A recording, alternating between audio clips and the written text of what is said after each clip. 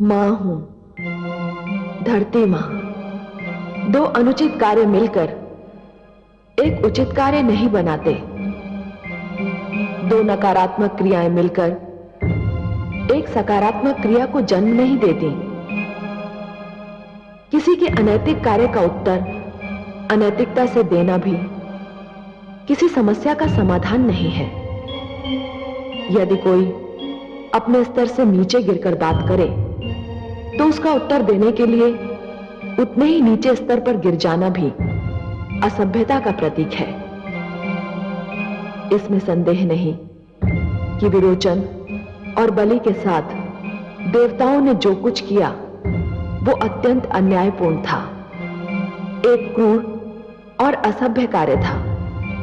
परंतु उसके उत्तर में जब बलि ने यह अभियान आरंभ किया कि जो भी देवताओं का आदर करेगा बलि उसे अपना अपमान समझेगा, उसे दंड देगा, तो वो भी एक चरमपंथी नीति अपना रहा था।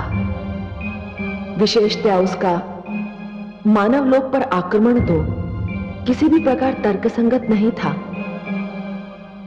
मुझे यह देखकर हर्ष हुआ कि देवताओं को अपनी भूल का आभास हो गया और भगवान श्री विष्णु ने उन्हें क्षमा भी कर दिया। मुझे बड़ी प्रसन्नता होगी यदि वो बलि को भी सत्य का मार्ग दिखाएंगे। मैं उनकी अनुपम और अद्भुत लीला देखने को व्याकुल हूं। उनको वामन अवतार के रूप में देखकर मुझे आनंद मिल रहा है।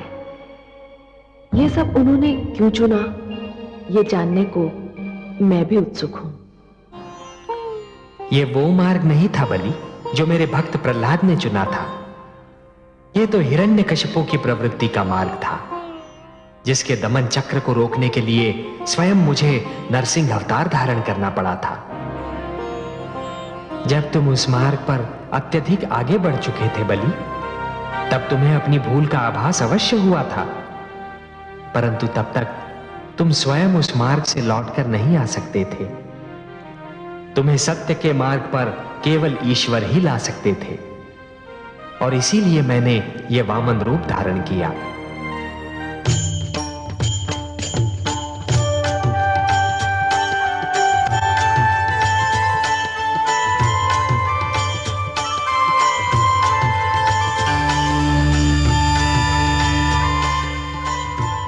प्रणाम माता, आपकी जय हो। आयुष्मान भव वत्स।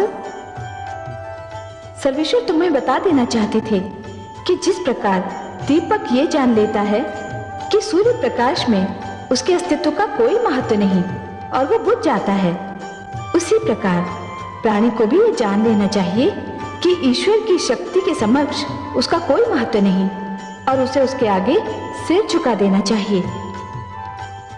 अब यह लक्ष्य पूरा हो चुका है, तुम्हें सत्य का ज्ञान हो चुका है। मेरा सिर झुक चुका है माते, और इसीलिए हम दोनों तुमसे अत्यंत प्रसन्न हैं। हे बलि, तुमने दान दीक्षा का एक ऐसा उदाहरण दे दिया है जो समस्त संसार के रहते भुलाया नहीं जा सकता। वत्स, तुमने अपनी प्रजा को न्याय दिया, परिवार को स्नेह दिया। बस एक भूल की तुमने, अपने क्रोध में अपनी सीमा भूल गए। बलि, जीवन का महानतम लक्ष्य सीमाओं का निर्धारण ही तो है।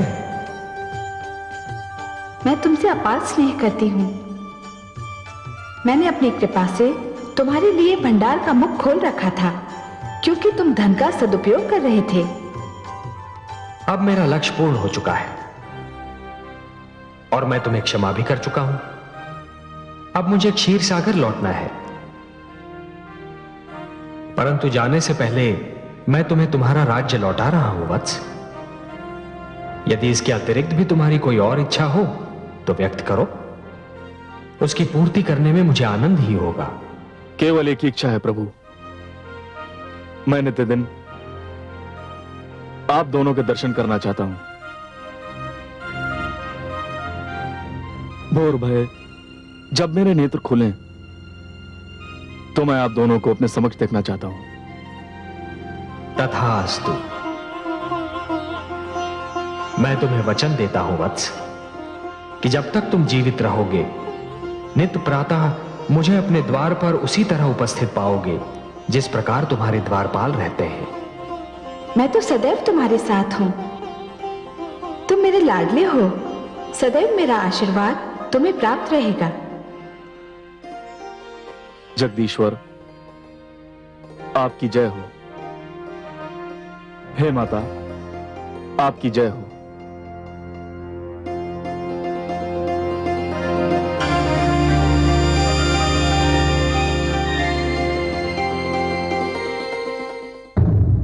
मैं मां हूं, धरती मां।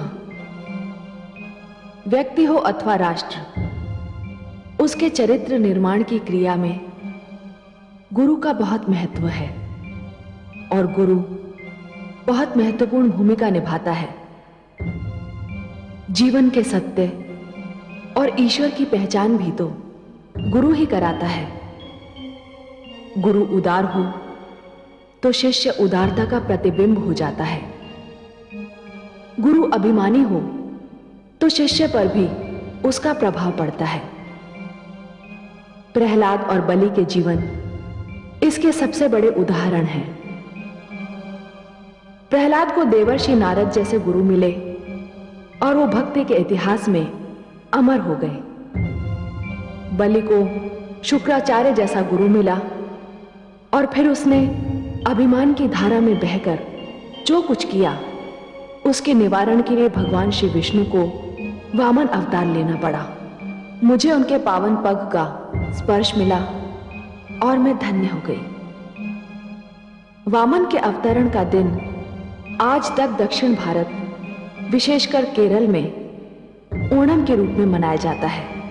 ओणम राजा बलि की दानशीलता का द्योतक है। यह त्योहार नववर्ष के उत्सव के रूप में सारे प्रदेश में बड़ी धूमधाम से मनाया जाता है। नौका दौड़ इस उत्सव का विशेष आकर्षण है। मुझे ना तो वामन का अवतरण भूल सकता है और ना राजा बलि की दानशीलता। मुझे आज भी दोनों बहुत प्रिय हैं।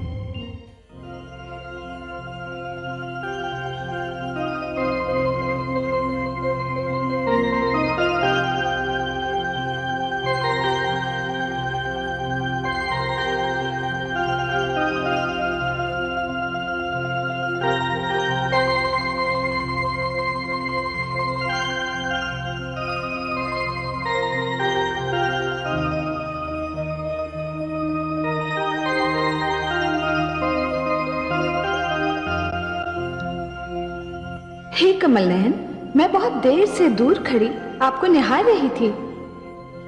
क्षमा कीजिए महादेवी, मुझे आपके आने का आभास ही नहीं हुआ। जब आप सृष्टि की चिंता में लीन होते हैं तो सदा आपकी यही दशा होती है।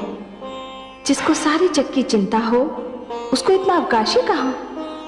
नहीं महादेवी, यह बात नहीं है। आप तो हमारे तन मन में रमी हुई हैं। बल्कि मैं तो यह कहूंगा कि जब भी मैं स्वयं को देखता हूं तो मुझे अपने भीतर भी आप ही की झलक दिखाई पड़ती है। परंतु हे कमल नयन, जिसके मुस्कुराते मुख की कल्पना मात्र से मन में कमल खिल उठते हो, उस मुख पर चिंता की छाया हो तो सारी सृष्टि अंधकार में डूबी लगने लगती है। आपने वामन रूप लेकर बलि के अहंकार को समाप्त कर दिया था। आपने उस संधि को फिर से प्रस्थापित कर दिखाया जिसके अंतर्गत सदा के लिए देवलोक पर देवताओं का, असुर लोक पर असुरों का और मानव लोक पर मानवों का आधिपत्य बना रहेगा। तो फिर हे क्षीर सागरवासी, आप किस चिंता में डूबे हैं?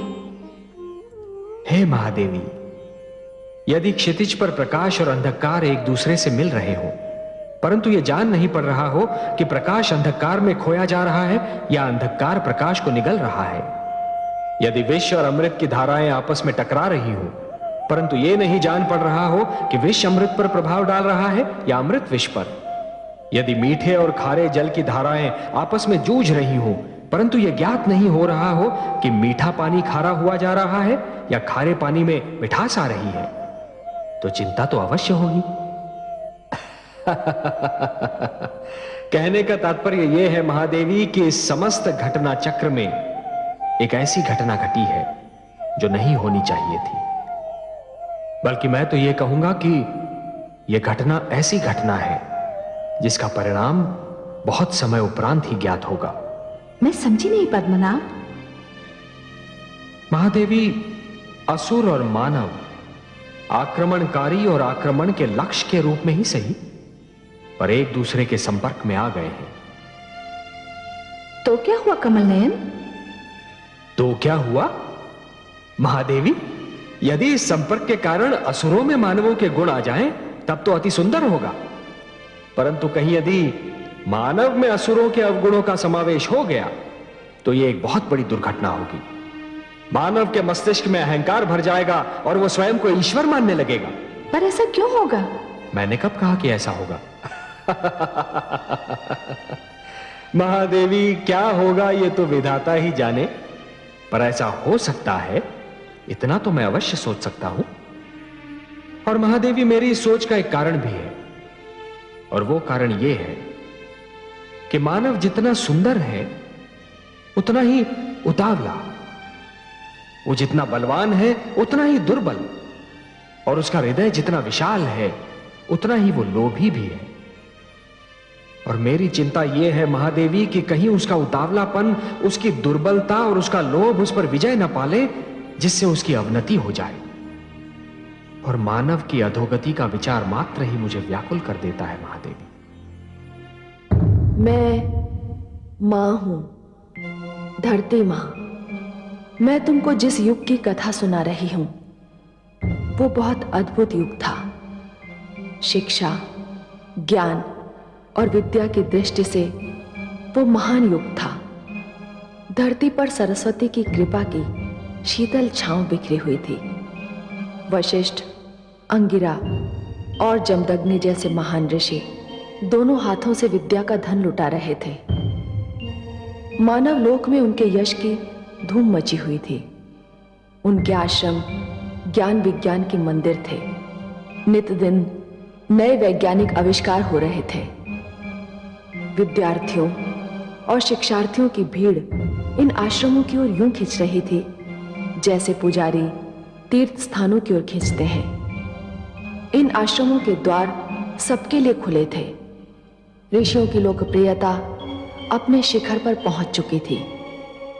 उनकी धर्म संसद राजाओं का पथ प्रदर्शन करती थी। उनके आचरण पर कड़ी दृष्टि भी रखती थी। परंतु जैसा कि अक्सर देखा गया है, मनुष्य बहुत जल्दी प्रतिबंधों से घबरा जाता है। धर्म संसद की कड़ी दृष्टि कुछ राजाओं को अखरने लगी। वे ऋषियों को अपना प्रतिद्वंदी समझने लगे। धर्म संसद के रूप में ऋषियों की शक्ति से उन्हें भय लगने लगा। वे घुटन महसूस करने लगे और ऋषियों की शक्ति को ललकारने के लिए उतावले हो उठे। ऐसे राजाओं की अगुवाई कर रहा था महिष्मती नरेश राजा सहस्रार्जुन। राजपुरोहित, आप हमारी दी हुई सुविधाओं का अनुचित लाभ उठा रहे हैं। हमें अखेट पर जाने से रोकने का आपको साहस कैसे हुआ? क्षमा करें महाराज, किंतु मैंने जो कुछ भी कहा आपके और समस्त राज्य के हित में कहा। ग्रहों की दशा इस बात की अनुमति नहीं देती कि कल आप आखेट पर जाएं। ग्रह दशा कहती है कि यदि आप आखेट पर गए तो कुछ भी अशुभ घट सकता है। मैं अच्छी तरह जानता हूं, यह ग्रह दशा, यह भविष्यवाणियां, यह लगन और यह समय का निर्धारण हम जैसे राजाओं पर अंकुश लगाने के बहाने हैं। इस ढंग से आप हमारी स्वतंत्रता को अपने वश में करने की चेष्टा करते हैं। ये सारे आडंबर आप जैसे विद्वान इसलिए रचते हैं कि हम जैसे राजा आपके अधीन रहें। मैं आखेट पर जाऊंगा और मेरे इस निर्णय को कोई नहीं बदल सकता।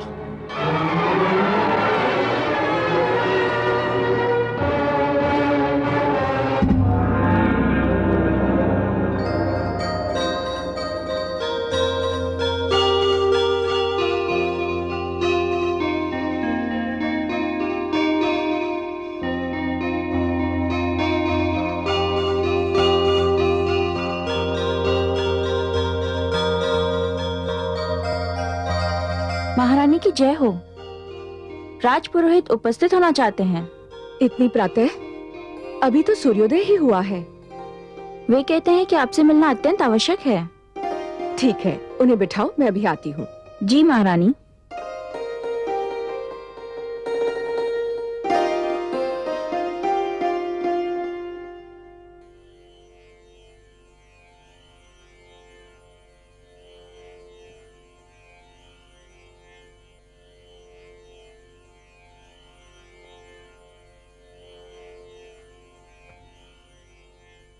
आप स्थान ग्रहण कीजिए।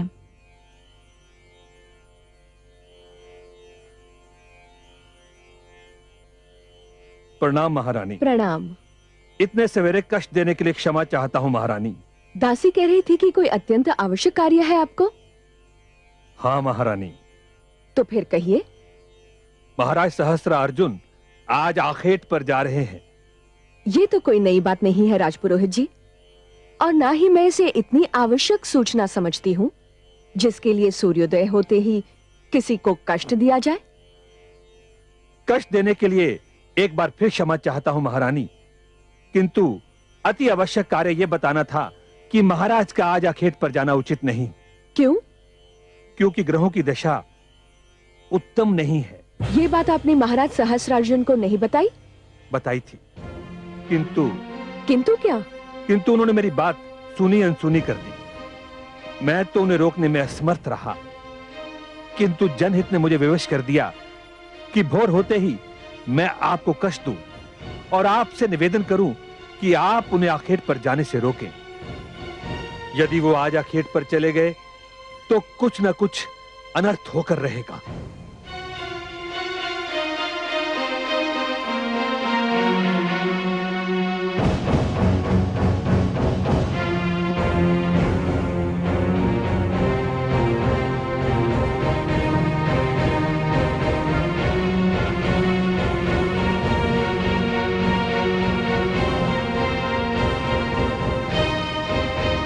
महारानी पधार रही है।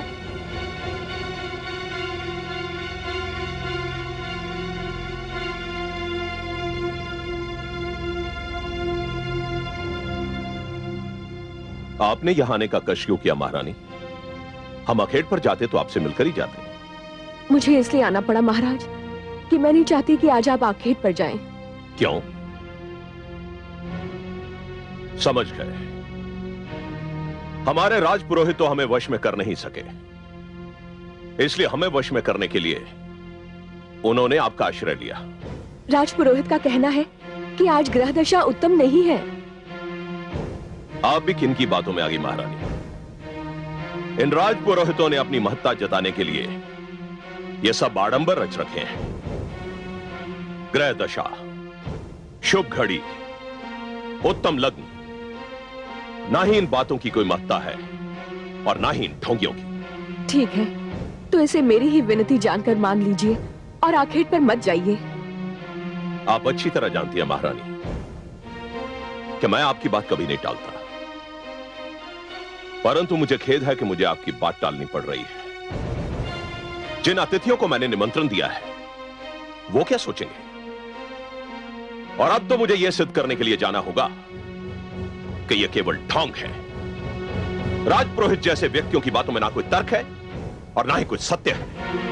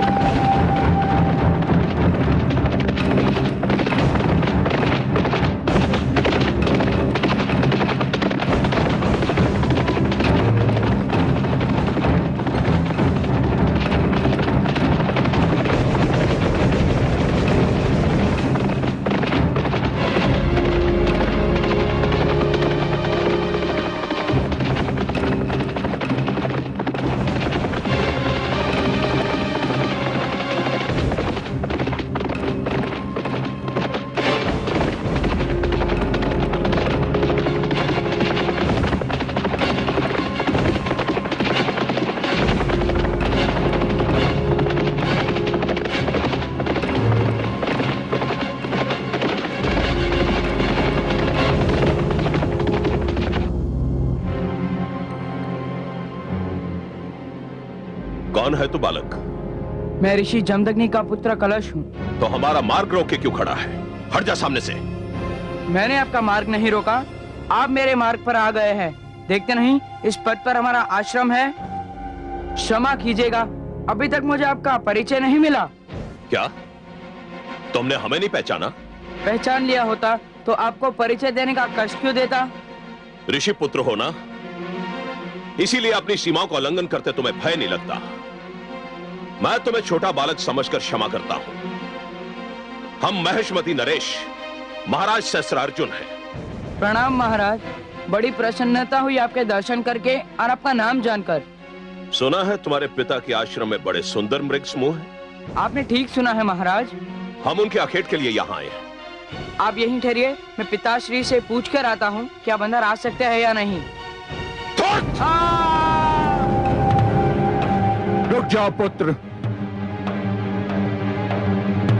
इससे पहले कि तुम्हारे मुख से महाराज सहस्त्रार्जुन के लिए कोई शाप या अपशब्द निकले, मैं इनसे कुछ पूछना चाहता हूं।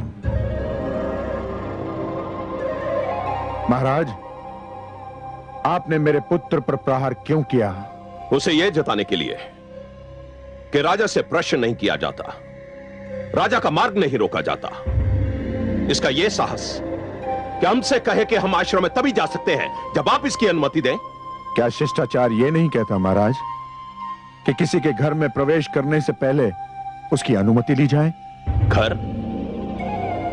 जिस धरती पर यह घर बना है वो धरती हमारी है, यह पूरी धरती हमारी है। इसलिए इस धरती पर जो भी वस्तु बनी है वो हमारी है। मानव तो धरती का क्षणिक स्वामी होता है महाराज, क्षणिक स्वामी। धरती का प्रथम और अंतिम स्वामी ईश्वरी है। आपसे पहले भी इस धरती के स्वामी कई आए और आकर चले गए, और आपके उपरांत भी कई आकर चले जाएंगे। क्या हुआ स्वामी? क्या हुआ स्वामी? अपने पुत्र को देखो।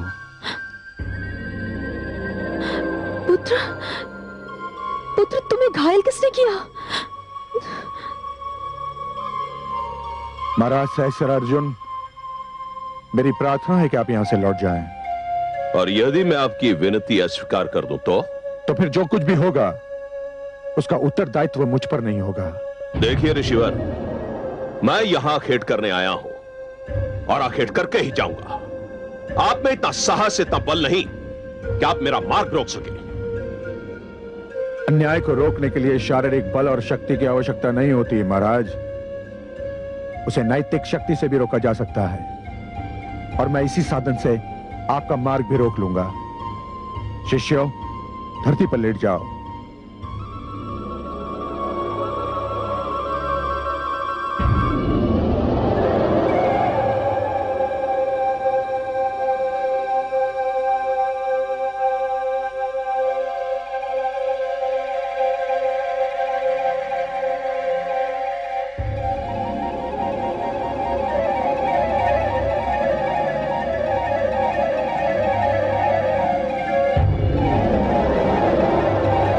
महाराज सहस्त्रार्जुन, यदि आप में इतना साहस है, इतना बल है कि आप इनको कुचलकर मेरे आश्रम में जा सकते हैं, तो जाइए, जाइए।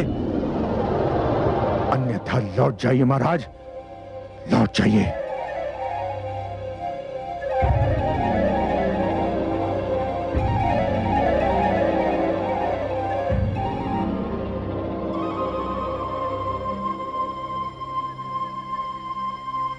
चलो।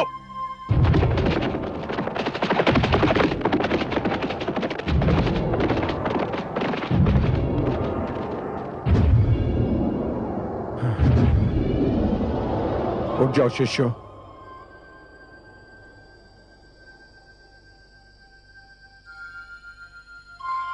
आओ पुत्र।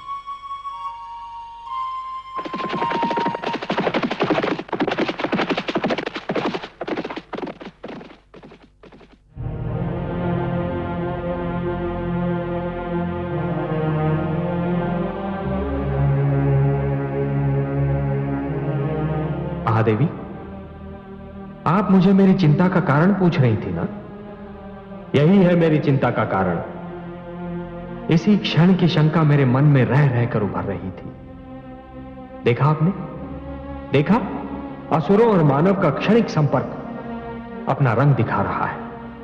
हाँ कमल नयन, मैं बड़े दुख से देख रही हूँ कि जिस मानव को फांस भी चुभे तो आप व्याकुल हो जाते हैं, जिस मानव को तनिक भी कष्ट हो तो आपकी योग निद्रा तक टूट जाती है, वही मानव आज ये भूलकर अपनी तेज, अपने यश और अपनी शक्ति पर इतरा रहा है।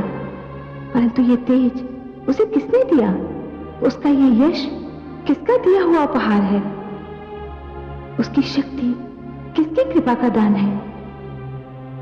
मैं मानव कथा के इसी मोड़ से चिंतित रहता हूं महादेवी। मानव जब इतना दुर्बल हो जाता है कि हर दुर्बलता उस पर विजय प्राप्त कर लेती है, तो वो अहंकार का आधिपत्य स्वीकार कर लेता है।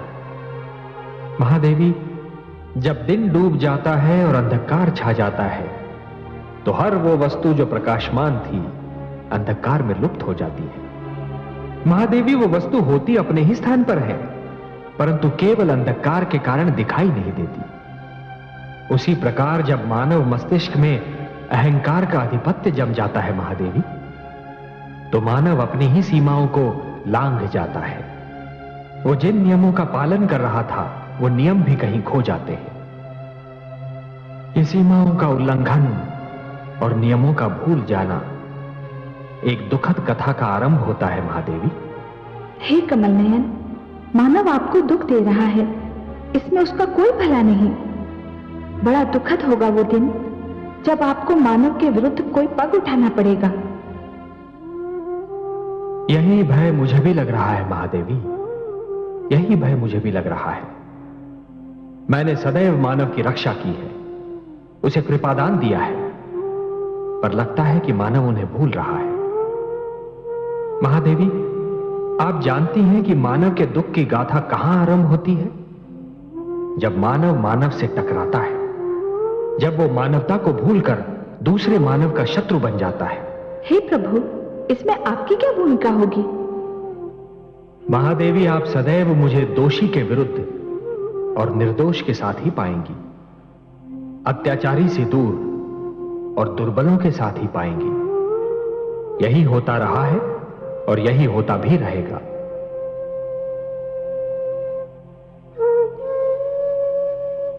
ऋषिवर, अब आपको कुछ भी कहने की आवश्यकता नहीं है। हम सभी ऋषिगण को इस दुखद घटना की सूचना मिल चुकी है। महाराज सहस्त्रार्जुन ने जो किया वो अत्यंत दुर्भाग्यपूर्ण है और ये किसी राजा को शोभा नहीं देता। सहस्त्रार्जुन को इसका दंड मिलना ही चाहिए। ऋषिगण, मैं इस घटना को मात्र एक घटना मानने के लिए तत्पर नहीं हूं। मुझे इस घटना में एक नई प्रवृत्ति का सूत्रपात दिखाई दे रहा है। हे ऋषिवर, हम आपके कथन में छुपे संकेत का भेद जानने में असमर्थ हैं। कृपया हमें स्पष्ट करें कि यह किस प्रवृत्ति का सूत्रपात है। मैं बहुत समय से देख रहा हूं कि कुछ राजा और सम्राटगण हम ऋषियों के अस्तित्व को अपने लिए एक चुनौती मानने लगे हैं। वे हमारे परामर्श को हस्तक्षेप, हमारे उपदेश को अपने ऊपर अंकुश और हमारे द्वारा दिए गए मार्गदर्शन को अपनी स्वतंत्रता का हनन समझने लगे हैं। उन्हें यह भ्रम हो गया है कि आश्रम राज शक्ति के समानांतर एक शक्ति बनती जा रही है। वे मानने लगे हैं कि आश्रम राजनीति का केंद्र बन गए हैं। महाराज सहस्रार्जुन द्वारा ऋषि जमदग्नि के पुत्र कलश पर यह निर्मम प्रहार इस बात का संकेत है कि राजागण आश्रम संस्था पर प्रहार करने के लिए उतावले हो रहे हैं। परंतु हमने तो राजशक्ति को कभी चुनौती दी ही नहीं ऋषिवर।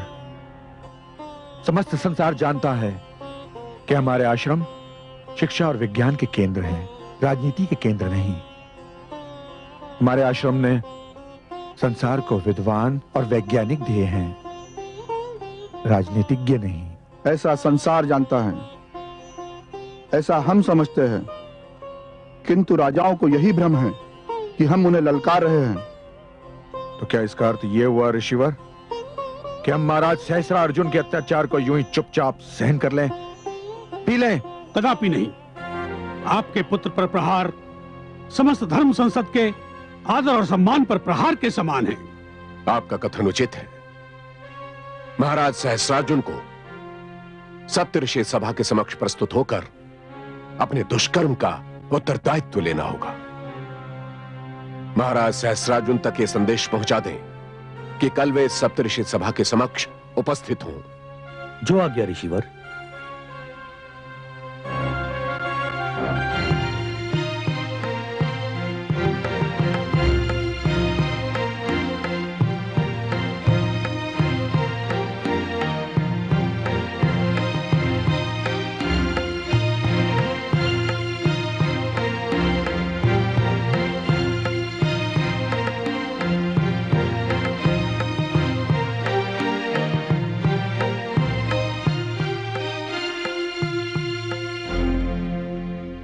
आप तो अकारणीय भयभीत हो रहे थे राजपुरोहित जी। ग्रह दशा का अनुमान लगाने में अवश्य कोई त्रुटि रह गई होगी। नहीं महाराज, मेरे अनुमान में कोई त्रुटि संभव नहीं है। हमें तो कुछ भी नहीं हुआ राजपुरोहित जी। जिस प्रकार सुकुशल हम अखेट पर गए थे, उसी प्रकार सकुशल हम अखेट से लौट भी आए हैं। क्षमा करें महाराज, किंतु दुर्घटनाएं अपने आने की सूचना नहीं देती। जब वो अचानक सामने आ जाती हैं, तभी उनके अस्तित्व का ज्ञान होता है। यह जानना बहुत कठिन है महाराज कि विदा होने वाले पल के स्थान पर जो नया पल आएगा, वो जीवन में क्या संदेश लेकर आएगा। मैंने जो कुछ भी कहा था, उसका स्रोत एक विज्ञान है, इसलिए उसका प्रयास करना उचित नहीं है महाराज।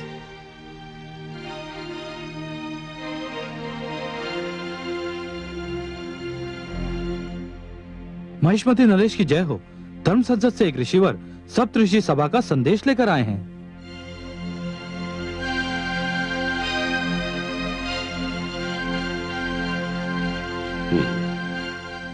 संदेशवाहक को आदर सहित उपस्थित किया जाए।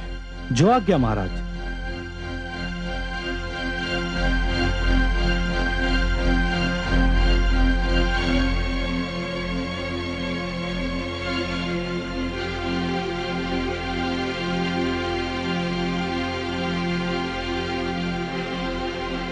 प्रणाम महाराज सहस्रार्जुन। मैं आपके आगमन का उद्देश्य जानना चाहता हूं।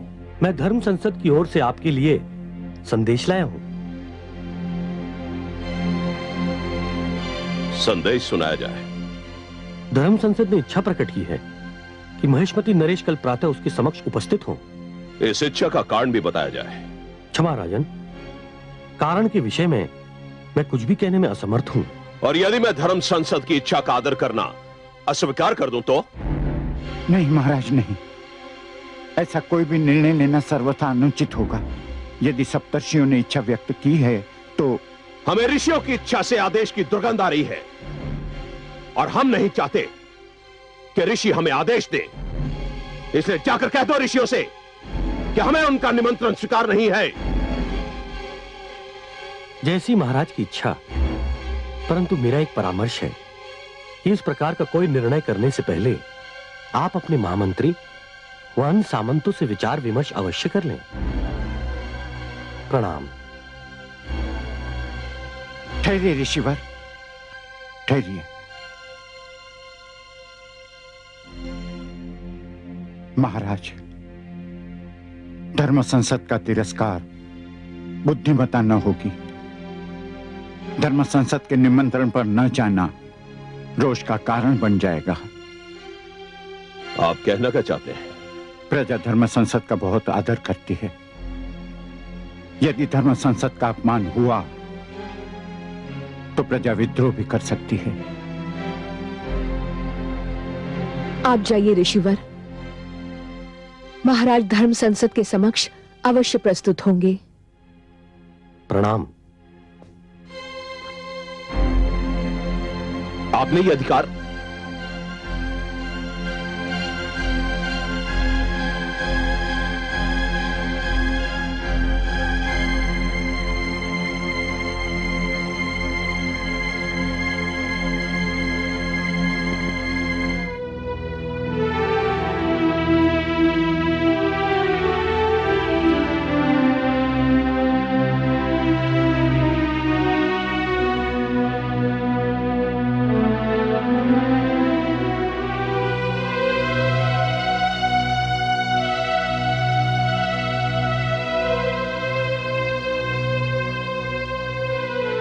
आपके नेत्रों के संकेत ने हमारे होंठ सी दिए थे महारानी, इसलिए हम कुछ कह नहीं सके। परंतु हमारी ओर से धर्म संसद का निमंत्रण स्वीकार करना हमें अच्छा नहीं लगा। क्षमा करें स्वामी, परंतु उस समय आप आवेश में थे और आवेश में लिए जाने वाले निर्णय बहुधा हानिकारक सिद्ध होते हैं। हम राजा हैं महारानी, और इस धरती के बहुत बड़े क्षेत्र के स्वामी हैं। इस क्षेत्र पर हमारा आधिपत्य है, हमारा राज्य है। इस क्षेत्र में रहने वाले समस्त प्राणी हमारे आदेश का पालन करते हैं। ऋषि भी इसी क्षेत्र के वासी हैं, उन्हें भी हमारे आदेश का पालन करना चाहिए। हम उनके आदेश का पालन क्यों करें? स्वामी, ये सत्य है कि ऋषिगण भी इसी क्षेत्र के वासी हैं, परंतु ये भी सत्य है कि हम जिस जीवन प्रणाली को मानते हैं उसमें ऋषियों का एक विशेष स्थान है। ऋषियों को यह स्थान हमारी उदारता के कारण मिला है महारानी। परंतु मिला तो है। इसका अर्थ यह तो नहीं कि वो हमसे टकराने लगे, हम पर आदेश चलाने लगे। नहीं महारानी, ऋषि अपने आप को आवश्यकता से अधिक शक्तिशाली समझने लगे हैं। इनकी शक्ति पर अंकुश लगाना होगा। मेरे विचार में यह अनुचित होगा। क्यों अनुचित होगा? हे राजन, वे हमसे दूर अपने संसार में मग्न हैं। शिक्षा दान करके समाज की सेवा कर रहे हैं, समाज को अच्छे नागरिक दे रहे हैं, लोभी नहीं है। वे धन और सत्ता नहीं चाहते। सत्ता नहीं चाहते, परंतु सत्ताधारियों को नीचा अवश्य दिखाना चाहते हैं। बार बार इस बात को जताना चाहते हैं कि राजा के पास शारीरिक बल है, इसलिए उसका मान कम है। ऋषियों के पास बुद्धि बल है, इसलिए उनकी श्रेणी ऊंची है। और धन, महारानी आप जानती हैं आश्रमों में कितना धन है? उनके पास राजकोष से अधिक धन है महारानी। ये धन तो उनको धनाढ़ शिष्यों ने दिया है। वे तो शिक्षा के लिए शुल्क भी नहीं लेते। आप कुछ भी कहें महारानी, मेरा वहां जाने को मन नहीं करता। परंतु बुद्धिमता की यही मांग है। यदि आप समझते हैं कि ऋषिगण राजशक्ति को ललकार रहे हैं, तो भी आपका उनके पास जाना और हर बात को तर्क की तुला में तोलना आवश्यक है। मैंने बस यही सोचकर आपकी ओर से उनका निमंत्रण स्वीकार कर लिया था। और मेरी विनती है, मुझे विश्वास है कि आप मेरी लाज रखेंगे।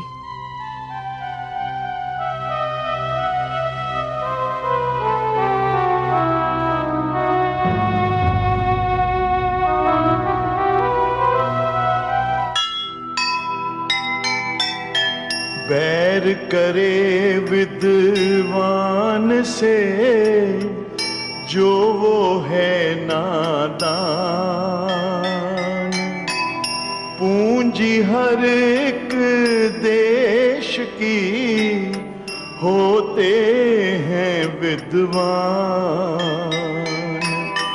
जो विद्या के केंद्र हैं, मंदिर उनको जान है। शिक्षा ही में निहित मानव का उत्थान, मानव का उत्थान। जो सुनेगा ये पुराण पाएगा सुख और ज्ञान, पाएगा सुख और ज्ञान। कर्म को ही धर्म जान, प्रेम की तू छेड़तान, प्रेम की तू छेड़तान। बीते युग बता रहे हैं, बीते युग बता रहे हैं, सत्य पथ पे चल सुजान। विष्णु पुराण